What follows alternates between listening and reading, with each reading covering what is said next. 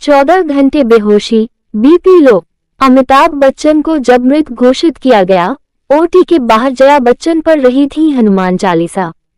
अमिताभ बच्चन को कुली फिल्म की शूटिंग के दौरान भयंकर चोट लगी थी, जिससे उनकी जान पर बनाई थी और उन्हें क्लिनिकली मृत घोषित कर दिया गया था। जया बच्चन ने उनके ठीक होने के लिए प्रार्थना की और उनकी ताकत बनी रही। अमिताभ बच्चन को कुली के सेट पर गंभीर चोट लगी थी।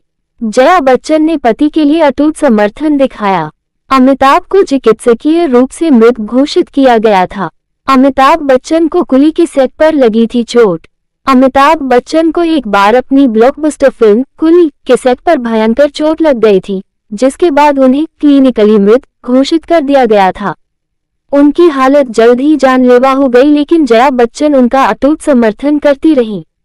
उनकी ताकत ने उन्हें ठीक करने में बड़ी मदद की और पति के लिए भाग्य से लड़ गईं। ये दुर्घटना कुली के सेट पर हुई, जो एक ब्लॉकबस्टर फिल्म बन गई, लेकिन सिर्फ इसकी कहानी के लिए नहीं। इसे एक जानलेवा दुर्घटना के लिए भी याद किया जाता है, जिसने पूरे देश को झकझोर कर रख दिया था।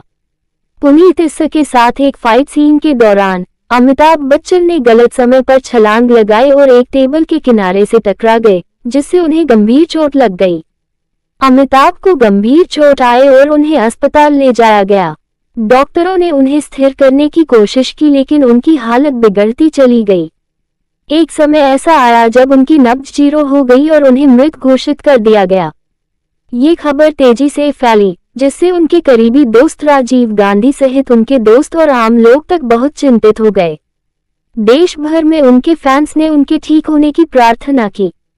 कुछ ने उपवास किया, जबकि कुछ चमत्कार की उम्मीद में नंगे पैर पवित्र स्थलों पर चले गए। अमिताभ बच्चन को मृत बताया गया था।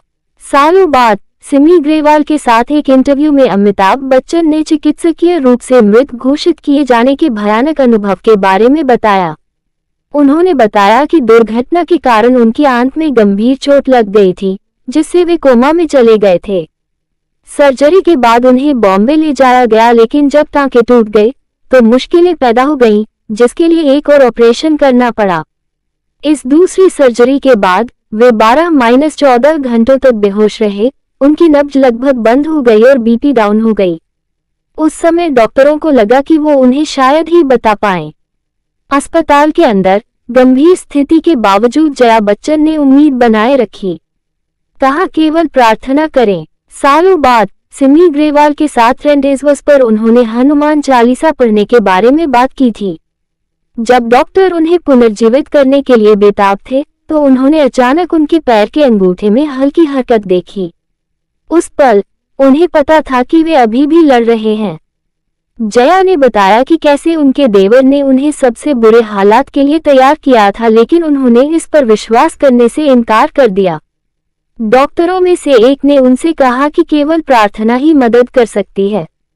हालांकि वह नहीं देख पा रही थी कि क्या हो रहा था, लेकिन उन्होंने देखा कि मेडिकल टीम उनके दिल को पंप कर रही थी और इंजेक्शन।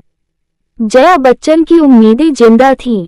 जब सारी उम्मीदें खत्म हो गई थीं, तब जया ने अमिताभ के पैर के अंगूठे को हिलते हुए देखा और तुरंत चिल्लाई, वह हिल गया, वह हिल गया। कुछ ही समय के बाद वह होश में आ गए। भले ही बिग बी को होश आ गया था, लेकिन उनका संघर्ष अभी शुरू ही हुआ था। अगले दिनों में उन्होंने कई सर्जरी करवाई, जिससे उनके स्वास्थ्य पर बहुत बुरा असर पड़ा। रिपोर्ट्स बताती हैं कि उन्होंने अपने शरीर की लगभग 75% ताकत खो दी थी। वह चल तक नहीं सकते थे और उन्हें बुनियादी हरकतें फिर से सीखनी पड़ी। थकावट साफ दिख रही थी। उनका मजबूत शरीर कमजोर हो गया था। उनका चेहरा बदल गया था और उनके बाल पतले हो गए थे।